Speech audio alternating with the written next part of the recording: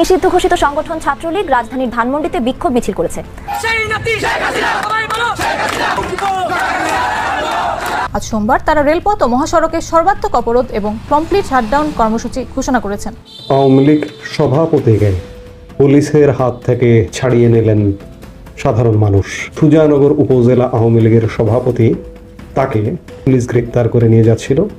এই নিয়ে যাওয়ার পথে স্থানীয় জনতা একত্রিত হয়ে পুলিশের হাত থেকে তাকে ছাড়িয়ে নিতে বাধ্য হন এবং পুলিশ তাকে ছেড়ে দিয়ে চলে যেতে বাধ্য হয়।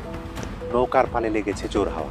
আওয়ামী লীগের লিফলেট বিতরণে শিক্ষা ক্যাডারের কর্মকর্তা, তার নাম হলো মুকিব মিয়া। সাংবাদিকরা যখন তাকে প্রশ্ন করছে, তখন তিনি বলছে, মুকিব মিয়ার ভাষ্য, লিফলেট বিতরণ করে তিনি চাকরিবিধি লঙ্ঘন করেন, উল্টো ডক্টর ইউনূস সংবিধান লঙ্ঘন করেছেন বলে দাবি করেন তিনি। তারাও পরোক্ত একটা ডাস্টবিন যুদ্ধাপরাধীর ফাঁসি ছবিযুক্ত করে কোনো একটা ডাস্টবিন স্থাপন করুক, দেখি কেমন পারেন। করেননি তো এখনো পর্যন্ত, পারবেনও না। বরং ৭১কে মুছে ফেলার যে একটা সুগভীর কৌশল চলছে, তাদের বিভিন্ন কর্মকাণ্ড তো সেটিই প্রমাণ হচ্ছে। জাতীয় নাগরিক কমিটি উত্তরবঙ্গে কৃষক সমাবেশ নামে সরকারের ৬৬ লাখ টাকা মেরে দিয়েছে। এমন দেশ পাই সরকারের এই টাকাটা অপচয় করছে এই সমন্বয় এবং জাতীয় নাগরিক কমিটি। টুঙ্গিপাড়ার পরিস্থিতি রীতিমতো ভয়াবহ, আতঙ্কজনক পরিস্থিতি। এমন যে এখন থানা পুলিশকে পাহারা দিচ্ছে সেনা সদস্যরা। এদিকে যারা পুলিশের উপর হামলা করে আসামি ছিনতাই করে নিয়ে গেছে, তাদের কাউকে ধরা যায়নি। ৭ থেকে ৮ জন মিলে এলোপাতাড়ি কুপিয়ে রাস্তায় ফেলে রেখে পালিয়ে যায়। রাজনৈতিক প্রতিহিংসার কারণে আবুল হোসেন ফুয়াদকে হত্যার উদ্দেশ্যে এলোপাতাড়ি কুপিয়েছে গোলাম মাওলা সহ আরও ৭ থেকে ৮ জন আওয়ামী লীগ নেতা।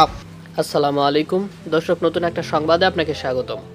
প্রিয় দর্শক, ইতিমধ্যেই আপনারা একটা খবর শুনেছেন যে সাবেক প্রধানমন্ত্রী শেখ হাসিনা মরণব্যাধি ক্যান্সারে আক্রান্ত।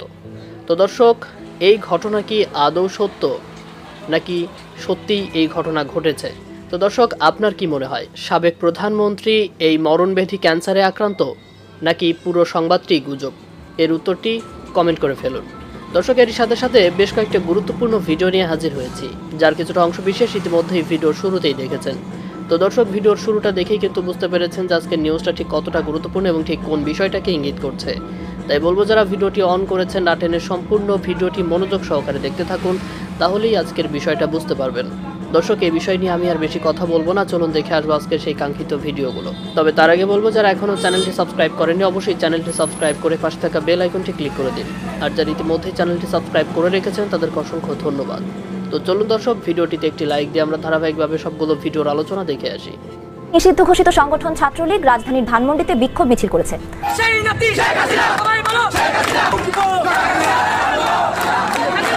ভাই রে ভাই, একেই বলে সাহস। পুলিশের ব্যারিকেড ভেঙে ধানমন্ডিতে নির্ভয়ে ছাত্রলীগের বিক্ষোভ মিছিল। ছাত্রলীগ নিষিদ্ধ হওয়ার পরেও সারা দেশে লিফলেট বিতরণ, বিভিন্ন জায়গায় বিক্ষোভ মিছিল। ইউনূস প্রশাসনকে যেন পাত্তাই দিচ্ছে না ছাত্রলীগের নেতাকর্মীরা। তাই এবার বয়কে জয় করি, লাঠি হাতে ধানমন্ডিতে পুলিশের ব্যারিকেড ভেঙে বিক্ষোভ মিছিল করে ছাত্রলীগ।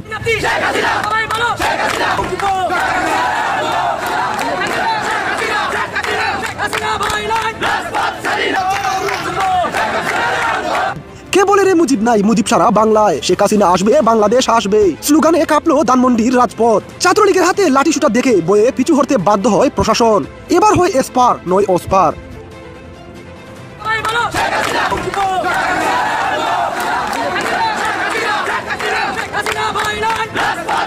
নৌকার পালে লেগেছে জোর হাওয়া। দেখেন, যারা নৌকারে ডুবাইতে চাচ্ছিল, যারা চাইছিল যে নৌকারে এমন ভাবে ডুবাই দিব যে একদম সমুদ্রের তলদেশে যা পড়ে থাকতো, কারো ক্ষমতার হবে না নৌকারে তুলে নিয়ে আসে।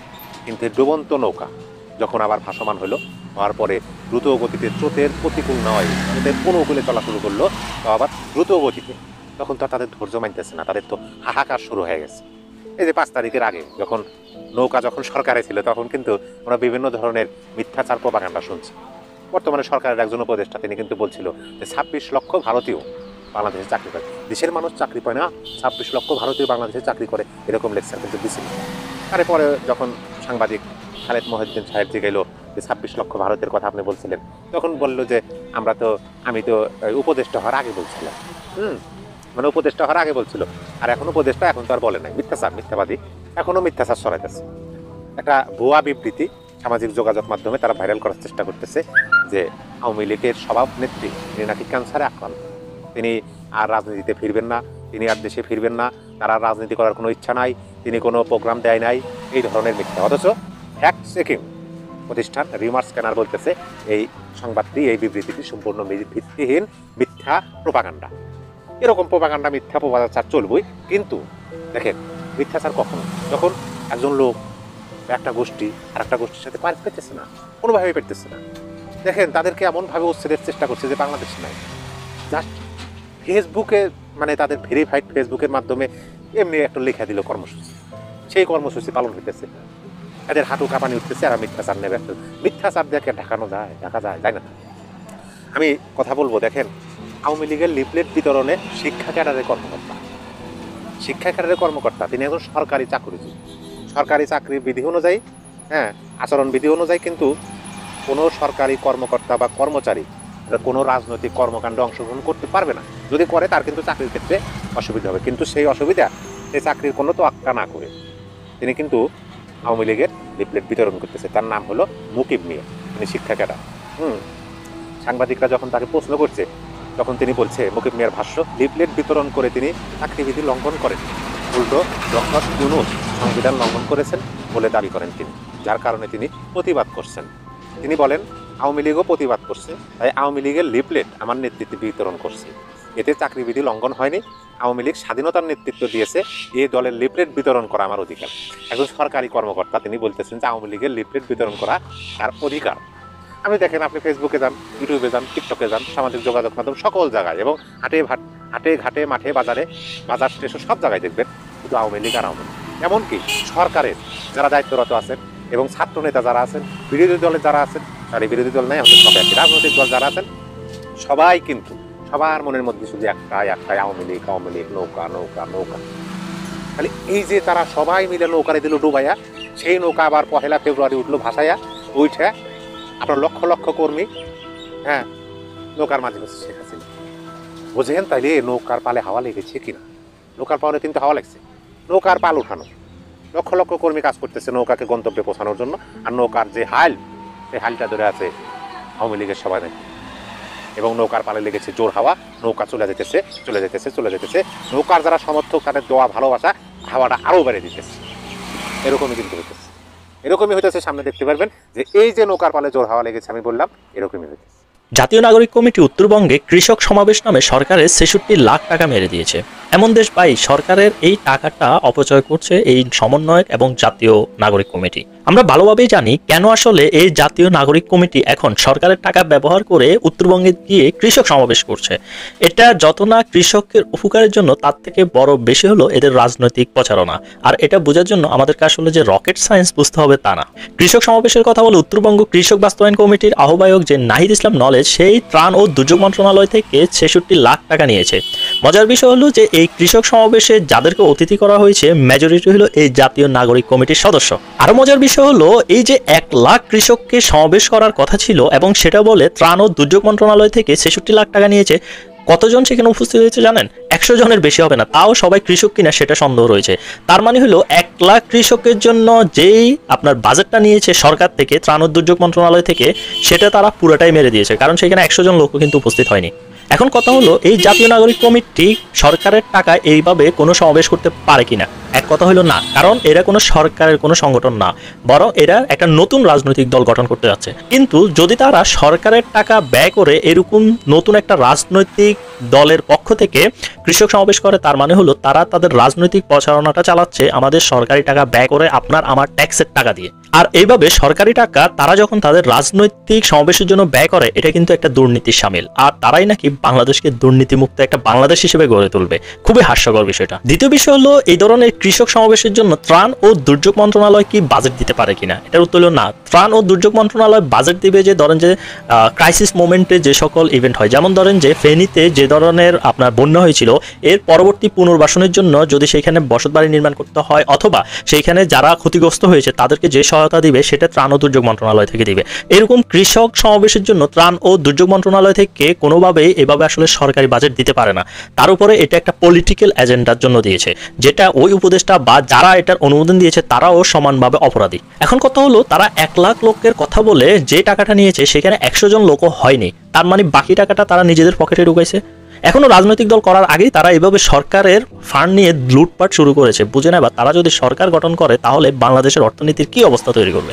আরেকটা মজার বিষয় হলো যে এই যে কৃষক সমাবেশ করেছে, তারা ত্রাণ মন্ত্রণালয়কে যে আবেদনটা দিয়েছে সেখানে তারা স্পেসিফিক বলেছে যে কৃষকদের জন্য তারা বাজেট দিয়েছে 200 টাকা করে, অথচ সেইখানে যারা ভিআইপি অতিথি আসবে, মানে এই যে নাগরিক কমিটির সদস্যরা আসবে, তাদের জন্য খাবার বাবদ বাজেট দিয়েছে 500 টাকা করে। তো এটা যদি কৃষকের সমাবেশ হয়, আপনার ভিআইপির বাজেট 500 টাকা, অথচ কৃষকদের জন্য 200 টাকা, আপনি বিষয়টা বুঝছেন যে সরকারি টাকা ব্যয় করে তারা যে তাদের রাজনৈতিক প্রচারণা চালাচ্ছে। যদি এটা কৃষকদের জন্য হয়ে থাকে তাহলে কৃষকদের জন্য না বাজেট বেশি হওয়ার কথা, তাই না? সো এরা আবার নাকি কৃষকদের অধিকার আদায় করবে, যেখানে তারা কৃষক সমাবেশ করতে গিয়ে সেখানেই দুর্নীতি করছে, সেখানেই বৈষম্য করছে, সেখানেই কৃষকের অধিকার খর্ব করছে, তারা আবার কৃষকের অধিকার নাকি আদায় করবে। সবচাইতে বড় কথা হলো সেইখানে 1 লাখ লোকের মানুষের কথা বলে যে টাকা নেওয়া হয়েছে সেখানে 100 লোক উপস্থিত হয়নি, তাহলে বাকি টাকাটার হিসাব কাকে দিবে, কে চাইবে? মন্ত্রণালয় কি এই টাকার হিসাব চাইবে? টুঙ্গিপাড়ার পরিস্থিতি রীতিমতো ভয়াবহ, আতঙ্কজনক। পরিস্থিতি এমন যে এখন থানা পুলিশকে পাহারা দিচ্ছে সেনা সদস্যরা। খবর হচ্ছে টুঙ্গিপাড়া থানার সামনে রাতভর সেনাবাহিনীর সাজোয়া যান। কারণ কি? কারণ হচ্ছে তারা থানা পাহারা দিচ্ছে। আর এদিকে যারা পুলিশের উপর হামলা করে আসামি ছিনতাই করে নিয়ে গেছে তাদের কাউকে ধরা যায়নি, ধরা সম্ভব না, কেননা পুলিশ নিজেই এখন তার নিরাপত্তার জন্য সেনাবাহিনী দ্বারা পরিবেষ্টিত। যদিও বলা হচ্ছে যে যারা হামলা করেছে তাদের বিরুদ্ধে অভিযান চলছে, কিন্তু কী অভিযান চলছে গতকাল থেকে এই পর্যন্ত কাকে কাকে গ্রেপ্তার করা হয়েছে তার কোনো তথ্য কিন্তু গণমাধ্যম দিতে পারেনি। গোপালগঞ্জের টুঙ্গিপাড়া থানা সারা রাত ঘিরে রেখেছে সেনাবাহিনীর সদস্যরা। দর্শক, এটা হচ্ছে সমকালের রিপোর্টের প্রথম লাইনটাই হচ্ছে সারা রাত ঘিরে রেখেছে। জানা গেছে আটক ব্যক্তিকে ছিনিয়ে নিয়ে পুলিশের উপর হামলার ঘটনায় নিরাপত্তা দিতে সাজোয়া যান নিয়ে রাতভর থানা ঘিরে রাখেন তারা। প্রত্যক্ষদর্শীরা জানান রোববার রাত 9:30 থেকে সোমবার সকাল 8:30 পর্যন্ত সাজোয়া যান টুঙ্গিপাড়া থানার সামনে অবস্থান করেন সেনা সদস্যরা। এর আগে আওয়ামী লীগ ছাত্রলীগ সন্দেহে আটক ব্যক্তিদের ছিনিয়ে নিতে পুলিশের উপর হামলা চালায় তাদের সমর্থকরা। এ সময় টুঙ্গিপাড়া থানার 5 পুলিশ সদস্য আহত হয়। হামলাকারীরা স্থানীয় আওয়ামী লীগের সমর্থক বলে জানিয়েছে পুলিশ। এই ঘটনায় একজনকে আটক করা হয়েছে। রোববার সন্ধ্যা 7টার দিকে টুঙ্গিপাড়া উপজেলা সদরের বঙ্গবন্ধু সমাধির পাশে খান সাহেব শেখ মোশাররফ হোসেন স্কুল অ্যান্ড কলেজের সামনে এই হামলার ঘটনা ঘটে। সন্ধ্যায় খান সাহেব শেখ আশরাফ হোসেন স্কুল অ্যান্ড কলেজের সামনে আওয়ামী লীগের ডাকা কর্মসূচি লিফলেট বিতরণ করছিলেন স্থানীয় আওয়ামী লীগ ও ছাত্রলীগের নেতাকর্মীরা।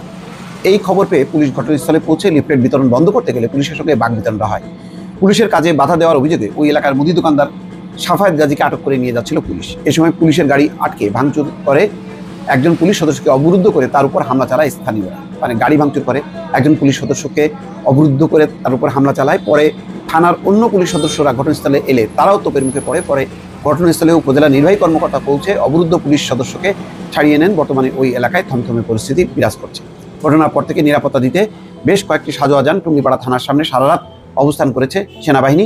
এছাড়াও টুঙ্গিপাড়া থানা এলাকায় অতিরিক্ত পুলিশ ও আইন শৃঙ্খলা রক্ষাকারী বাহিনীর সদস্যদের মোতায়েন করা হয়েছে।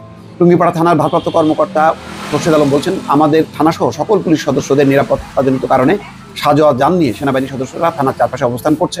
হামলায় 5 জন পুলিশ সদস্য আহত হয়েছে। দোষীদের বিরুদ্ধে আইনানুগ প্রক্রিয়া চলমান। টুঙ্গিপাড়া থানার ইওনো মোহাম্মদ মইনুল হক বলেন, পুলিশের গাড়ি ভাঙচুরে এবং একজন পুলিশ সদস্যকে অবরুদ্ধ করে রাখা হয়েছে এমন সংবাদ পেয়ে ঘটনাস্থলে যায়। পরে উত্তেজিত জনতাকে বুঝিয়ে পুলিশ সদস্যকে ছাড়িয়ে ওসির কাছে বুঝিয়ে দিয়ে বর্তমানে পরিস্থিতি শান্ত রয়েছে। এটা তো শান্ত থাকা না, এটা তো একটা আগ্নেয়গিরির অগ্নুৎপাত হয়েছে। টুঙ্গিপাড়া বাংলাদেশের এখন আগ্নেয়গিরির অগ্নুৎপাত হবার একটা ঘটনাস্থলে পরিণত হয়েছে, যেখানে কারোর শাসন, কোনো আইন সেখানে কার্যকর না। টুঙ্গিপাড়া রীতিমতো একটা আওয়ামী লীগের স্বাধীন রাজধানী বলা যায়, সেই রাজধানীতে পরিণত করেছে তারা। আমাদের বর্তমান প্রধান উপদেষ্টা প্রেস সচিব জনাব শফিকুল আলম, আমার ধারণা তিনি দীর্ঘদিন তার নামটি মানুষের মনের মধ্যে গেঁথে রেখে যাচ্ছেন নেতিবাচকভাবে। তার কারণ তার মতন এর আগে অন্য কোনো রাষ্ট্রপতি, প্রধানমন্ত্রী কিংবা প্রধান উপদেষ্টা প্রেস সচিব এইভাবে রাজনৈতিক বক্তব্য দেননি। তিনি যে ধরনের একের পর এক মন্তব্য করছেন, মনে হচ্ছে যে তিনি নিজেই একটি রাজনৈতিক দলের প্রধান, অথবা বিশেষ কোনো এজেন্ডা নিয়ে তিনি তার গণ্ডির বাইরে থেকে নানান ধরনের বক্তব্য দিচ্ছেন। সর্বশেষ তিনি যে তোপের মুখে পড়লেন মানুষের, তা হচ্ছে 21 বইমেলার প্রাঙ্গণ